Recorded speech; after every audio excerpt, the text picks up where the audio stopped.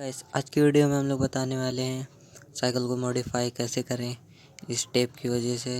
And हम लोग इसको कूल लुक देने वाले हैं, तो चलिए चलते हैं।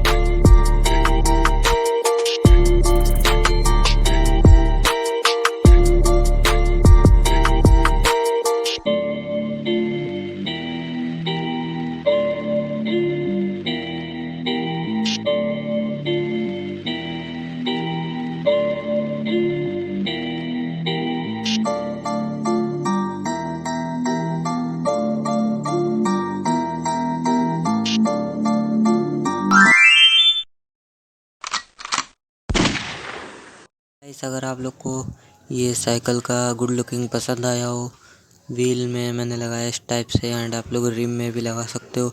अगर आप लोग ने वीडियो नहीं देखी, जाइए डिस्क्रिप्शन में लिंक है, जाकर देख लीजिए। एंड मैंने हेडलाइट लैम्प की भी वीडियो बना रखी है, ऑलरेडी यूट्यूब पर अपलोड है, वो भी जाकर देख लीजिए। वीडियो अच्छी लगी लाइक करें, सब्सक्राइब करें। मिलते हैं अगली वीडियो में, तब तक के लिए बाय बाय।